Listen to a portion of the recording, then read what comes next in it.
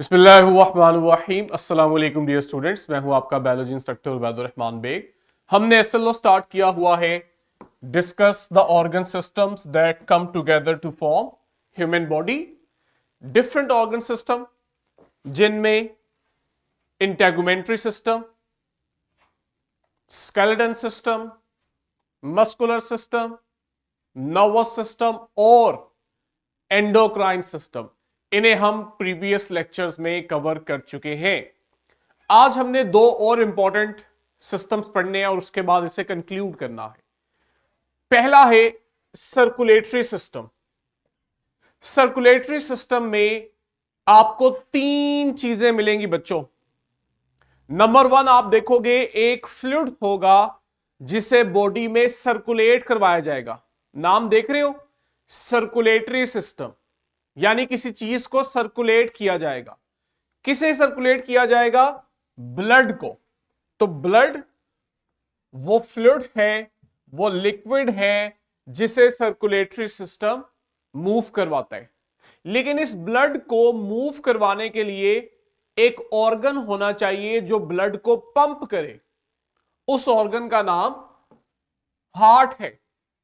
Heart contract करता है और ब्लड को पंप करता है ताकि ब्लड बॉडी में मूव कर सके। अब ब्लड को बॉडी में सर्कुलेट करवाने के लिए कोई ट्यूब होनी चाहिए, नेटवर्क ऑफ ट्यूब्स होना चाहिए, जिन्हें हम ब्लड वेसल्स कहते हैं। ये वो ट्यूब्स हैं, पाइप्स हैं जिनमें ब्लड फ्लो करते हैं। जैसे घरों में पानी पाइप में फ्लो कर रहा है, आपकी बॉडी का ब्लड इन ब्लड वेसल्स में फ्लो कर रहा है। और ये ब्लड वेसल्स तीन तरह की हैं। एक को हम कहते हैं आर्टरी, दूसरी वेन, और तीसरे नंबर पे बच्चों आती हैं कैपिलरीज। मुझे आप में से कोई आर्टरी और वेन का फर्क समझा दे। जल्दी जल्दी आ जाओ सेंट्रल बॉयज। अक्सर बच्चे यहां गलती करते हैं, इसलिए मैंने ये पूछा है।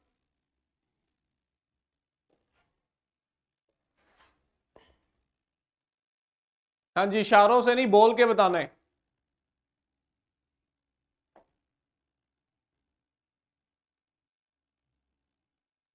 सर, जो आर्टरी होती है वो ब्लड को हार्ट से डर्मिस तक लेके आती है, और जो वेन होती है वो डर्मिस से हार्ट तक ब्लड को लेके। डर्मिस कह रहे हो? जी। बस इतना सिंपल कर दिया है। हार्ट से बॉडी की तरफ, अब बॉडी का वो कोई भी पार्ट है, डर्मिस है, कोई इंटरनल ऑर्गन है, व्हाटसोएवर, हार्ट से बॉडी की तरफ ले जाने वाली ब्लड वेसल को आपने कहा हम आर्टरी कहते हैं, और बॉडी से वापस हार्ट की तरफ लाने वाली ब्लड वेसल को हम वेन कहते हैं। एक और डेफिनेशन भी हमने छोटे ग्रेड्स में पढ़ी हुई है कि आर्टरी वो होती है जिसमें ऑक्सीजनेटेड ब्लड होता है, और वेन वो होती है जिसमें डीऑक्सीजनेटेड ब्लड होता है। हमने ये भी अल्फाज पढ़े हुए हैं। ऑक्सीजनेटेड और डीऑक्सीजनेटेड ब्लड क्या फर्क है? ऑक्सीजनेटेड ब्लड वो होता है जिसमें ऑक्सीजन बहुत ज्यादा होती है, और डीऑक्सीजनेटेड ब्लड वो होता है जिसमें ऑक्सीजन लेवल कम होता है। अब होता क्या है? ब्लड आया लंग्स से, लंग्स में से ब्लड आया हार्ट को। अब लंग्स में से आने वाला जो ब्लड है ना, इसमें ऑक्सीजन ज्यादा है। क्यों? क्योंकि जब आप सांस ले रहे हो तो एयर जा रही है लंग्स में, और जो एयर लंग्स में जा रही है इसमें ऑक्सीजन ज्यादा है। अब वो ब्लड जो लंग्स से होता हुआ हार्ट की तरफ आता है, वो उस एयर में से ऑक्सीजन एब्जॉर्ब कर लेता है। लंग्स के पास एयर आई है, इसमें ऑक्सीजन ज्यादा है। वो ब्लड जो लंग्स से हार्ट की तरफ आ रहा है, वो उस एयर में से ऑक्सीजन एब्जॉर्ब कर लेता है। इसलिए आप देखते हो लंग्स में से आने वाला जो ब्लड होता है, इसमें ऑक्सीजन ज्यादा होती है। हम कहते हैं ये ऑक्सीजनेटेड ब्लड है। ये ऑक्सीजनेटेड ब्लड जब हार्ट के पास आता है, हार्ट कंट्रैक्ट करके इस ब्लड को आपकी बॉडी के अंदर फैला देता है, ताकि आपकी बॉडी के हर ऑर्गन, हर टिश्यू, हर सेल के पास ये ऑक्सीजनेटेड ब्लड जा सके जिसमें ऑक्सीजन ज्यादा है। फिर आप देखते हो कि हमारे सेल्स उस ऑक्सीजनेटेड ब्लड में से ऑक्सीजन को एब्जॉर्ब करते हैं, और मैंने आपको बताया हुआ है कि वो ऑक्सीजन सेल यूज करते हैं सेलुलर रेस्पिरेशन के दौरान, जहां पे ग्लूकोज की ब्रेकडाउन से एनर्जी बनती है। तो ऑक्सीजन हमें यहां चाहिए होती है। जैसे ही सेल ऑक्सीजन एब्जॉर्ब कर लेता है, अब जो पीछे ब्लड रह जाता है उसमें ऑक्सीजन बहुत थोड़ी रह जाती है। ये वो ब्लड होता है जिसे अब आप कहते हो ये डीऑक्सीजनेटेड ब्लड है।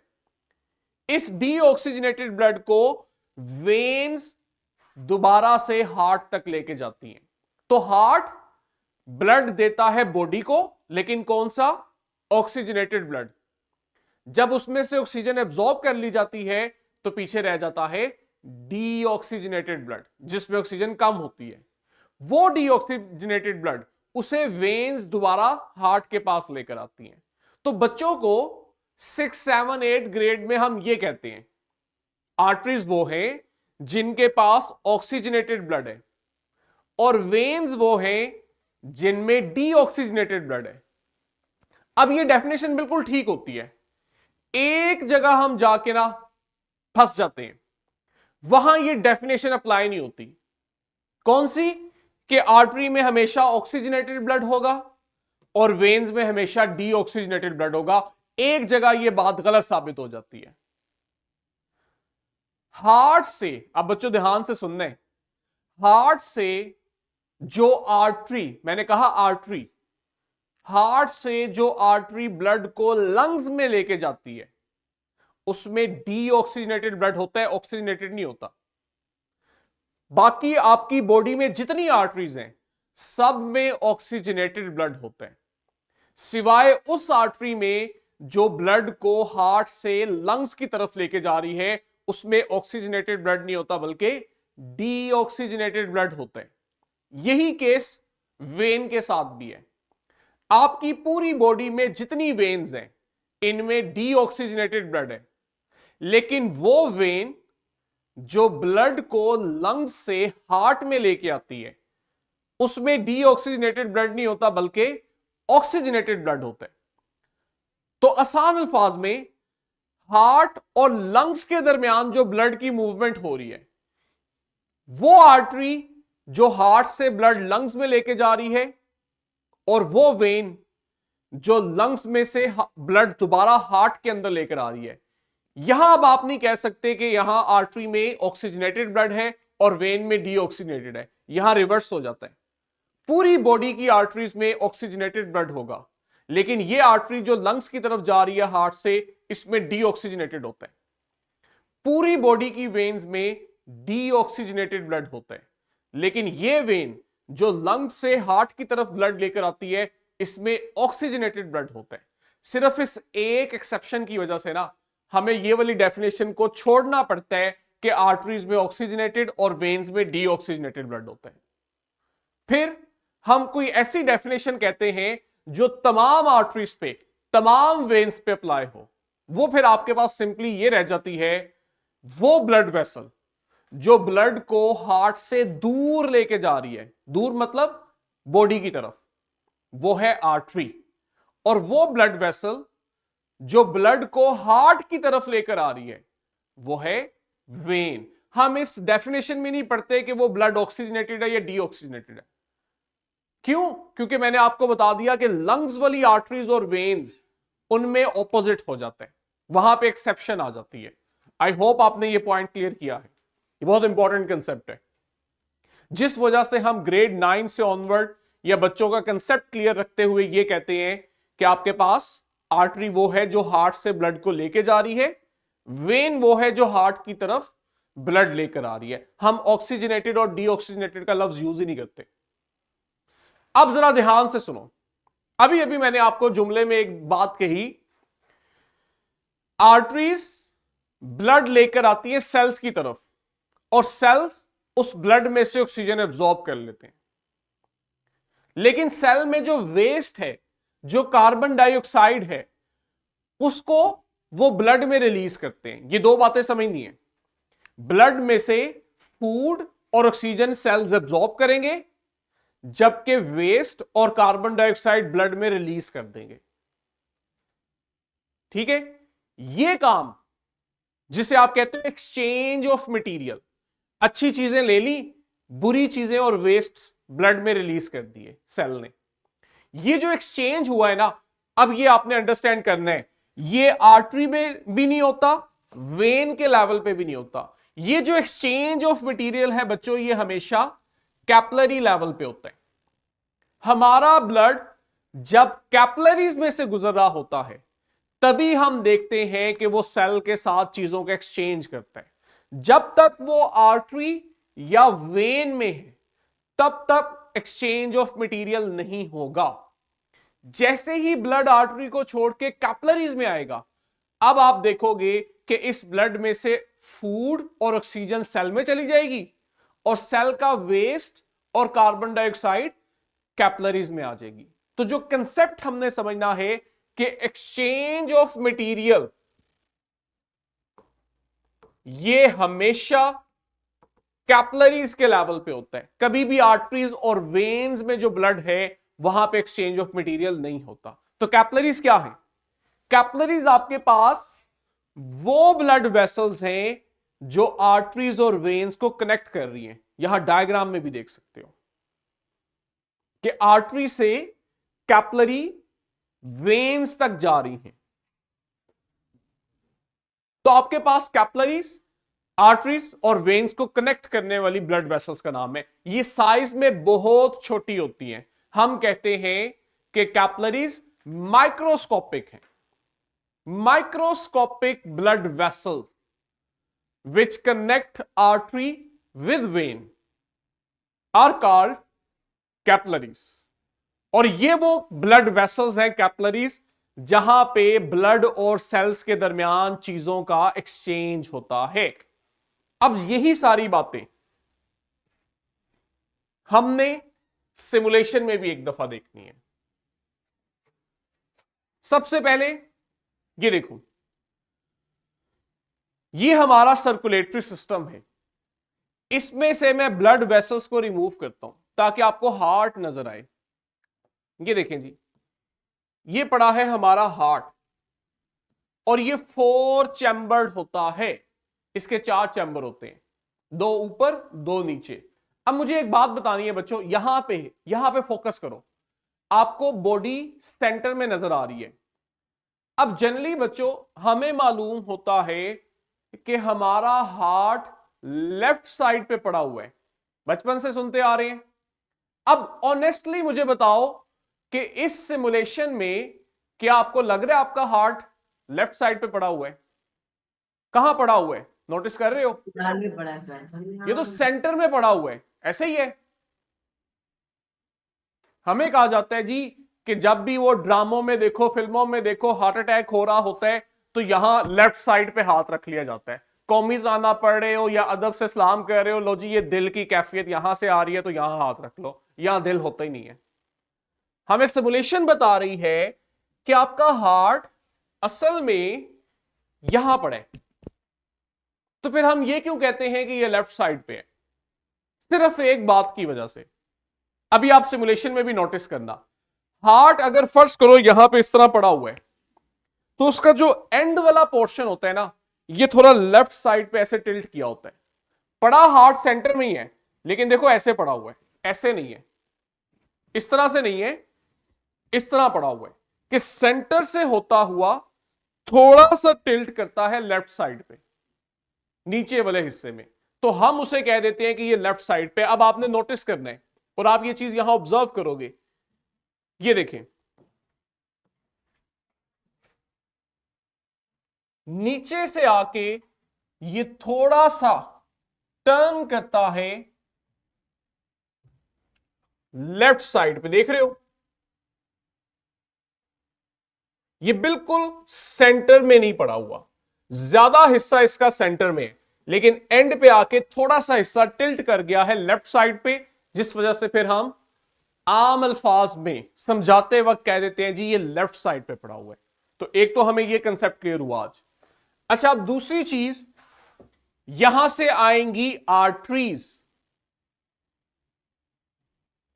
ये देखें जी, ये रेड आपकी बॉडी में नेटवर्क ऑफ आर्टरीज हैं जो ब्लड से ऑक्सीजनेटेड, जो हार्ट से ऑक्सीजनेटेड ब्लड को पूरी बॉडी में फैला देती हैं। और इसी तरह आपके पास वेन्स होती है, ये भी पूरी बॉडी में फैली होती है। इनका काम होता है कि डीऑक्सीजनेटेड ब्लड को दोबारा हार्ट में लेकर आना। लेकिन एक और चीज, ये जो हार्ट के अंदर ब्लड आ रहा है ना, इसको भेजा जाता है लंग्स के पास, ये देखो, ताकि वहां पे ऑक्सीजन एब्जॉर्ब हो। ठीक है, हार्ट के पास जो ब्लड आया बॉडी से, उसमें ऑक्सीजन कम है, इसको भेज दिया जाता है लंग्स के पास। तो ये देखो, यहां पे आपके पास ब्लू कलर में आर्टरीज हैं, ये वो आर्टरीज हैं जो हार्ट से ब्लड लेके जाती है लंग्स के पास। इसी तरह वेन्स होती हैं, ये देखें। अब ये वो वेन्स हैं जो लंग्स से ऑक्सीजनेटेड ब्लड लेकर आ रही हैं हार्ट की तरफ। आपने एक चीज नोटिस की है, कलर का फर्क। मैंने जब आपको बॉडी वेन्स दिखाई थी, यहां पे देखो, बॉडी की वेन्स मैंने ब्लू कलर में दिखाई क्योंकि इनमें डीऑक्सीजनेटेड ब्लड है। लेकिन लंग्स से आने वाली वेन्स मैं आपको रेड कलर में दिखा रहा हूं। क्यों?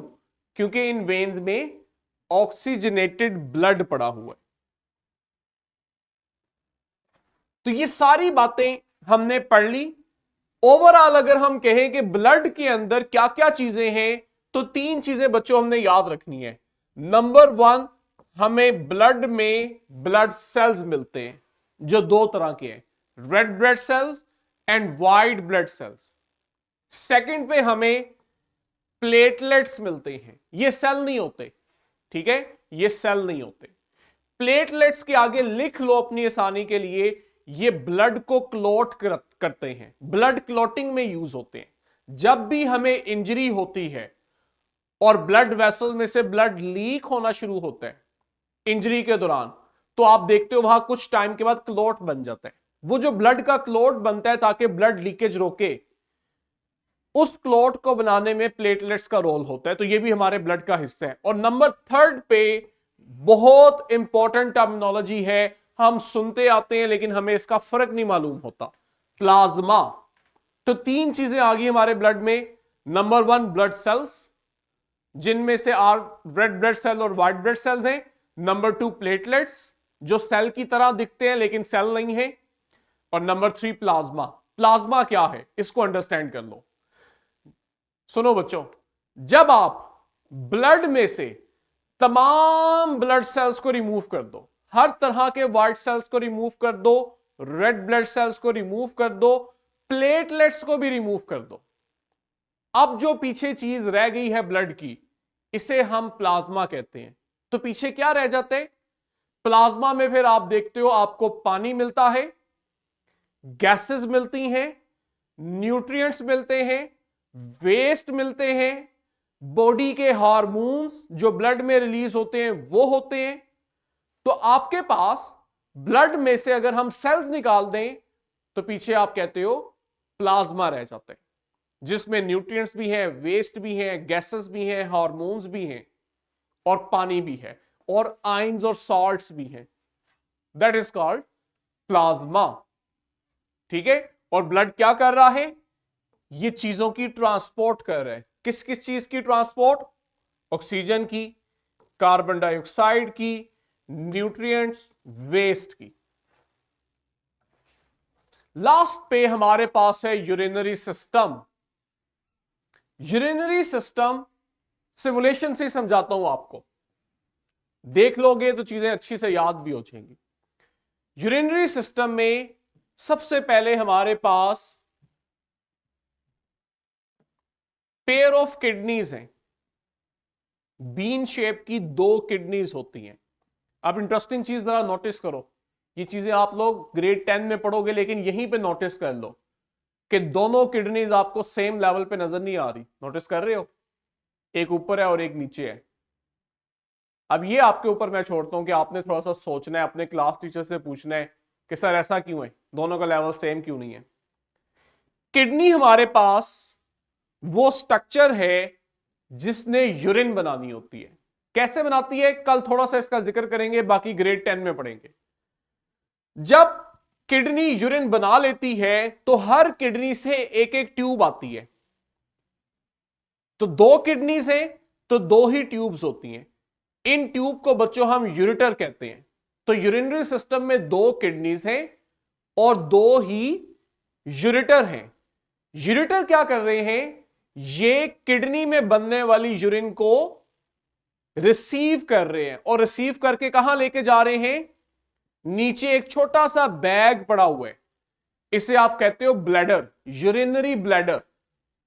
तो किडनी में बनी यूरिन, यूरेटर उस यूरिन को लेके आती है इस यूरिनरी ब्लैडर के पास और यूरिन को यहां पे आर्जी तौर पे स्टोर किया जाता है। जब ये यूरिनरी ब्लैडर फिल कर जाता है तब आप देखते हो कि इससे एक और ट्यूब निकल रही है नीचे। ये देखो यूरेथ्रा जो यूरिनरी ब्लैडर के नीचे है। इस ट्यूब से फिर यूरिन बॉडी से रिमूव कर दी जाती है, इसे हम कहते हैं यूरेथ्रा। तो ये हमारा यूरिनरी सिस्टम है।